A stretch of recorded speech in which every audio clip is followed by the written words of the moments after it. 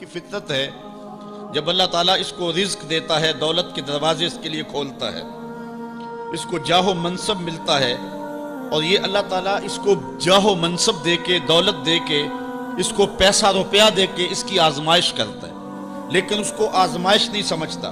فَيَقُولُ، وہ کہتا ہے ربی اکرمن، میرے رب نے مجھے عزت دی ہے، وہ اس کو عزت سمجھ لیتا اور کہتا ہے کہ میں اللہ کا محبوب ہوں، مجھے اللہ پسند کرتا ہے تو اس لیے مجھے دولت دی ہے، ورنہ میں غربت کی چکی میں پس رہا ہوتا۔ وہ دولت کو جو ہے وہ عزت سمجھتا ہے، حالانکہ اللہ نے بطور آزمائش اس کو دولت دی ہے۔ جب کسی بندے کو پوچھا جائے نا بتا کیا حال ہے، تو اگر اس کے پاس دولت کے انبار، وہ کہتا ہے بڑا فضل ہے اللہ کا۔ اچھا کیا فضل ہے اللہ کا؟ تو تہجد کی نماز بھی پڑھنے لگ گیا؟ نہیں، میں تو 5 بھی نہیں پڑھتا۔ اچھا کیا فضل ہے کہ اللہ نے تجھے یہ کرم کر دیا کہ تیری زبان پہ جھوٹ نہیں آتا؟ نہیں، میں تو صبح شام جھوٹ بولتا ہوں، ٹیکس بھی چوری کرتا ہوں، میں تو سب کچھ کرتا ہوں۔ تو پھر کیا فضل ہے؟ کہتا ہے مجھے دولت دے دی گئی۔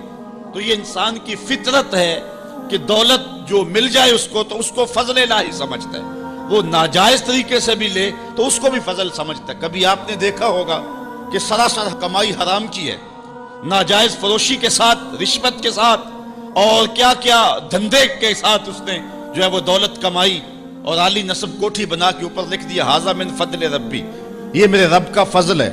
حالانکہ یہ تو قہر تھا، آزمائش تھی اس کے اوپر، لیکن وہ شیطان نے اس کو جس راستے پہ لگایا اور شیطانی دھندے کے ساتھ جو اس نے دولت کمائی، اس کو بھی یہ فضل ربی قرار دے رہا ہے اور سمجھتا ہے کہ واقعی میں رب کا فضل ہے۔ نہیں، اللہ فرماتا ہے ایسا نہیں ہے، یہ اس کی کج فکری ہے۔ فضل یہ نہیں ہے کہ کسی کو دولت دے دی جائے، فضل یہ ہے کسی کو تہجد کے سجدوں کی توفیق دے دی جائے، فضل یہ ہے کسی کے سینے کے اندر ایمان کا چراغاں کر دیا جائے، فضل یہ ہے کہ کوئی شخص جھوٹ بولنا چاہے بھی ایک غیبی طاقت زبان کو پکڑ لے، میرے بندے تو محمد عربی کا نوکر ہے اور محمد عربی صادق بھی تھا، امین بھی تھا، تو جھوٹ بولنا اچھا لگتا ہے، تو وہ جھوٹ بولنا چاہے بھی تو نہ بول سکے۔ یہ ہے رب کا فضل، یہ ہے رب کی کرم نوازی، اور یہ ہے رب کے رحم کا انداز۔ لیکن انسان کی کج فکری ہے، اللہ آزماتا ہے اس کو دولت دے کے، حالانکہ دولت کی آزمائش بہت ڈاڈی آزمائش ہے۔ حضرت عبداللہ ابن مبارک کہتے ہیں ہمیں غربت سے بھی آزمایا گیا اور دولت سے بھی آزمایا گیا۔ غربت کی آزمائش میں تو ہم پورے نکلے، لیکن دولت کی آزمائش میں ہم پورے نہ نکل سکے۔ یہ آزمائش زیادہ سخت آزمائش ہے، لیکن فیقول، بندہ کہتا ہے ربی اکرمن، میرے رب نے مجھے عزت دے دی ہے۔ کوئی عہدہ مل جائے، کوئی شان و شوکت دنیا کی مل جائے، چاہے وہ اس کا ذریعہ کوئی بھی ہو، بندہ کہتا ہے جی فلاں پہ بڑا ہی اللہ کا فضل ہو گیا ہے۔ یار ایک معمولی شخص تھا، گلی سے نکلا، اب دیکھو جو ہے وہ وزارت کا قلم دان تھامے ہوئے ہے، بڑا فضل ہوا۔ کیا فضل ہوا اس کے اوپر کہ اس نے جائز ناجائز ہر راستہ جو ہے وہ اختیار کیا اور رب کو قدم قدم پہ ناراض کیا، اور ہم اس کو فضل گردان رہے ہیں۔ کہا فضل نہیں ہے، یہ ڈاڈی آزمائش ہے۔ لیکن انسان کی کج فکری ہے، وہ اس کو فضل کہہ رہا ہے۔ اچھا ایک اور انسان کی کج فکری دیکھیے، وَأَمَّا إِذَا مَبْتَلَاهُ فَقَدَرَ عَلَيْهِ رِزْقَهُ فَيَقُولُ رَبِّي أَهَانَنِ، اور اگر اللہ آزمائے اس کا رزق اس پر تنگ کر دے، فَيَقُولُ، تو پھر کہتا ہے رَبِّي أَهَانَنِ، میرے رب نے تو مجھے خار کر دیا، میرے رب نے تو مجھے ذلیل کر کے رکھ دیا۔ یہ فطرت ہے انسان کی کہ اس کو تھوڑی سی سختی ملے، دولت کے انبار جو تیزی کے ساتھ آ رہے ہیں تھوڑا سا کم ہو جائیں، اور اس کو غربت کی چکی میں پیسا جائے، تو یہ بھی اس کی آزمائش تھی۔ دولت دے کے آزمائش کی گئی کہ کیا راہ خدا میں لٹاتا ہے کہ نہیں لٹاتا، میرے راستے کے اندر اس کو خرچ کرتا ہے کہ نہیں کرتا۔ یتیم، غریب، مسکین، لاچار، مجبور، نانے شبینہ کو ترستے ہوئے، بیمار، کیا ان کو ڈھونڈ ڈھونڈ کے ان کی دہلیز پہ پہنچتا ہے کہ نہیں پہنچتا۔ ایک تو یہ آزمائش تھی، لیکن اس نے اس کو آزمائش نہیں، اس کو عزت سمجھ لیا۔ اس نے کہا کہ میرا اللہ میرے پہ راضی ہے تو تبھی اتنی دولت دی ہے۔ اچھا اگر دولت اللہ کی رضا کی علامت ہوتی تو فرعون دولت مند نہ ہوتا، قارون کو خزانہ نہ دیا جاتا۔ اور دوسری بات، جب اس کو دولت نہیں دی جاتی، غربت میں آتا ہے تو کہتا ہے میرے رب نے مجھے رسوا کر دیا۔ یہ بھی اس کی کج فکری ہے۔ یار وہ بھی تو ہوئے ہیں کہ زمانے کے اندر ایک پھوٹی کوڑی بھی ان کے پاس نہیں رہی ہے۔ اللہ اکبر، آؤ دیکھو فقر بو ذر کو سلام کرو، آؤ دیکھو فقر اویس کو سلام کرو، اچھا آ جاؤ حضور کی دہلیز پہ فقر محمدی کو سلام کرو۔ یہ عزت ہے، عزت، یہ بھی آزمائش ہے۔ اللہ دیکھتا ہے کہ فقر کی آزمائش میں کون پورا نکلتا ہے۔ زبان پر جو ہے وہ ناشکری کے لفظ تو نہیں لاتا، مل جائے اللہ کی طرف سے عطا ہو تو وہ بھی آزمائش ہے کہ اس پہ شکر ادا کرتا ہے کہ نہیں کرتا، اور نہ ملے تو یہ بھی آزمائش ہے کہ اس پہ صبر کرتا ہے یا کہ نہیں کرتا۔ واویلا کر دیا، شور و غل مچا دیا، لٹ گیا، میرے پاس کچھ دیا، اپنی غربت کے اشتہار لگا دیے، ایک ایک شخص کے آگے ہاتھ پھیلاتا پھرتا ہے، اپنی غربت کی عزت کو پامال کر رہا ہے، اس امتحان میں ناکام ہو گیا۔ اب سنو اللہ کیا ارشاد فرماتا ہے، کلا بل لا تکرمون الیتیم، تم کہتے ہو کہ ہمیں دولت نہیں ملی تو رسوا کر دیا گیا، اور دولت مل گئی تو اللہ کا فضل سمجھتے ہو۔ اللہ فرماتا ہے ایسا نہیں ہے، اگر تمہیں آزمائش میں ڈالا گیا ہے تو تم اس آزمائش میں کہاں تک پورے نکلے ہو۔ آج تمہارے اوپر جو سختیاں آئی ہیں، آج اللہ تعالیٰ کی اگر ناراضگی ہے تو اس کا یہ سبب نہیں ہے کہ تم کو دولت نہیں دی گئی، بلکہ سبب کیا ہے، غور کیجئے۔ کلا، ایسا ہرگز نہیں، جو اس کی فکر تھی کلا سے نفی کر دی گئی، اور اس بات کس چیز کا کیا گیا، بل لا تکرمون الیتیم، تم یتیموں کو عزت نہیں دیتے ہو۔ اصل بات یہ ہے جو بات سوچنے کی ہے۔ اب قرآن کا یہاں اسلوب دیکھیے، میں قربان جاؤں قرآن کے اسلوب پہ۔ ایسے ہی نہیں، جب اکرمہ ابو جہل کا بیٹا اسلام کے حصار میں آتا ہے تو قرآن پڑھتا ہے نا تو اشش کر اٹھتا ہے اور پھر روتا ہے اور کہتا ہے ہاذا کلام و ربی، یہ میرے رب کا کلام ہے، اور قرآن بتا رہا ہے، اس کا لہجہ بتاتا ہے۔ اسلوب دیکھیے، بات غریب کو روٹی دینے کی نہیں کی گئی، غریب کو جو ہے وہ کھانا دینے کی نہیں کی گئی، اس کو کپڑے پہنانے کی نہیں کی گئی۔ قرآن نے جو کہا ہے کلا بل لا تکرمون الیتیم، بات یہ ہے کہ تم یتیم کو عزت نہیں دیتے ہو۔ یتیم کو تم عزت کیسے دے سکتے ہو یہ تم جانتے ہو کہ اس کی تکریم کیسے کرنی ہے۔ تمہارے پاس یتیم کو پہنانے کے لیے کپڑا نہیں ہے، اس کو دینے کے لیے روٹی نہیں ہے، لیکن تمہارے سینے میں پیار تو رکھا ہوا ہے نا۔ اس برہنہ یتیم کو سینے سے لگا کر کے اس کا ماتھا تو چوم سکتے ہو نا۔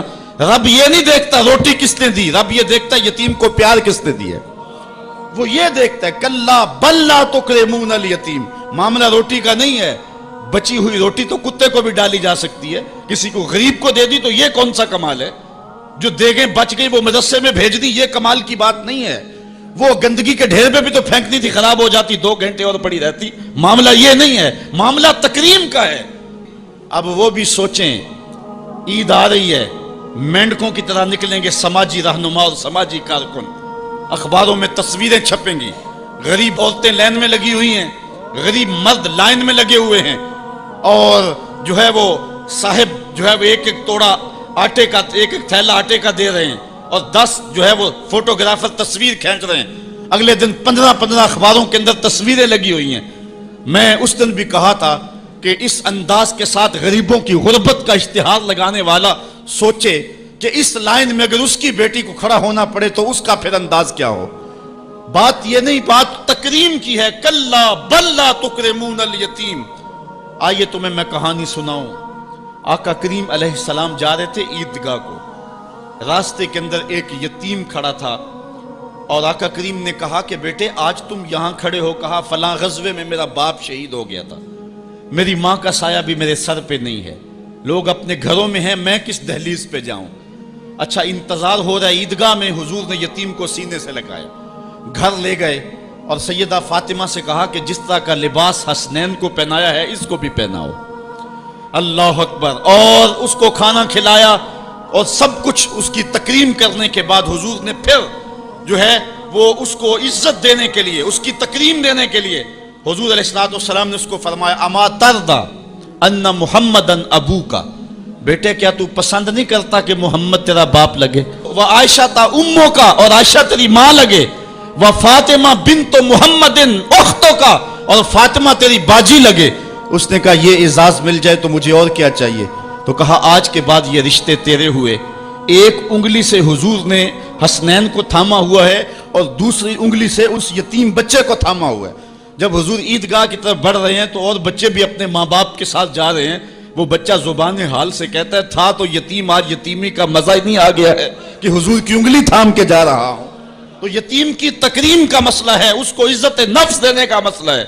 یتیم کو لوگوں کے اندر کھڑا کر کے اس کو اعزاز دیتے ہو، وہ اعزاز نہیں ہے، وہ رسوائی ہے۔ مجھے 1 سال قبل ایک ایسی تقریب میں لوگ کھینچ کر کے لے گئے جہاں وہ آج کل اجتماعی شادیوں کا رواج ہے، تو میں بڑی معذرت کی، میرے لیے مشکل ہوگا کیونکہ مجھے اندازہ تھا اس تقریب کا، لیکن میں کبھی گیا نہیں تھا پہلے۔ تو میں جب اس تقریب میں پہنچا تو یقین جانے کہ 2 دن تک جو ہے وہ میں بے چین رہا ہوں۔ میں کہتا ہوں غریب سے غریب آدمی ہوتا ہے نا، اس کو معاشرے میں پروٹوکول اعزاز نہ بھی ملے تو شادی والے دن تو مہمان خصوصی وہی ہوتا ہے نا، اس دن تو سارے اس کے چہرے کو دیکھتے ہیں۔ لیکن ان دولوں کو بھی جو ہے وہ لائن پہ بٹھایا ہوا تھا اور اوپر مہمان خصوصی کوئی اور بیٹھے تھے۔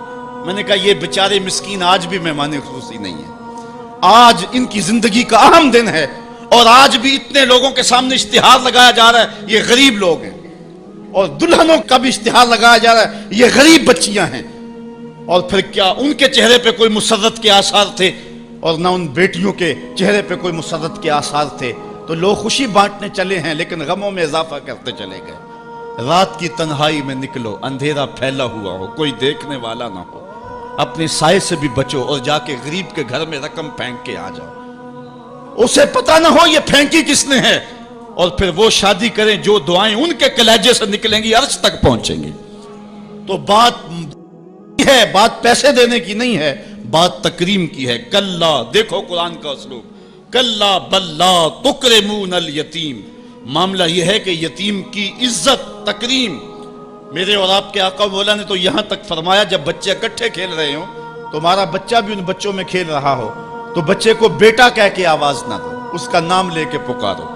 عرض کی گئی حضور بیٹا ہے، بیٹا کہہ کے پکاریں گے تو حرج بھی کیا ہے؟ کہا تم نہیں جانتے، ہو سکتا ہے کہ وہاں کوئی یتیم بچہ بھی کھیل رہا ہو، اور جب یہ تم کہو گے تو تڑپ جائے گا، آج میرا باپ ہوتا تو مجھے بیٹا کہہ کے پکارتا، لیکن آج میں محروم ہوں۔ تو کہا مسئلہ یہ ہے، کلا بل لا تکرمون الیتیم ولا تحاضون علی طعام المسکین۔ دیکھیے قرآن کا اسلوب، کہا ایک تو یتیم کی تکریم نہیں ہے، یہ ساری افطار اس لیے آئی، اور دوسری بات یہ ہے کہ وہ آپس میں ایک دوسرے کو مسکین کے کھانے کی رغبت نہیں دیتے۔ یعنی ایک شخص خود غریب ہے اور اتنی طاقت نہیں رکھتا کسی غریب کی پرورش کر سکے، وہ عہدہ برا نہیں ہو سکتا کہ اتنا کہ میں تو کچھ کر نہیں سکتا، کوئی بھوکے تڑپتے ہوئے غریب کو دیکھے خود نہ دے سکے۔ اللہ نے اسے زبان تو دی ہے، کسی امیر کی دہلیز پہ وہ نہیں جاتا یہ چلا جائے اور جا کے توجہ دلائے کہ میرے ہمسائیگی کے اندر ایک یتیم تڑپ رہا ہے، بیوہ کی بیٹیاں بوڑھی ہو رہی ہیں دہلیز پہ، اور وہ جا کے اپنے اعتبار پہ جو ہے ان کا انتظام کر دے۔ یہ ہے ولا تحاضون علی طعام المسکین۔